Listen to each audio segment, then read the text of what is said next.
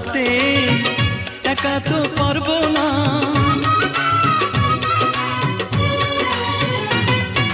না না ভেঙো না আমার মন, আমি তোমার খুব আপনজন। মিষ্টি মিষ্টি কথায় আমার একটু বলে যাও, ও সাথী আমার তুমি কেন চলে যাও, ও সাথী আমার তুমি কেন চলে যাও।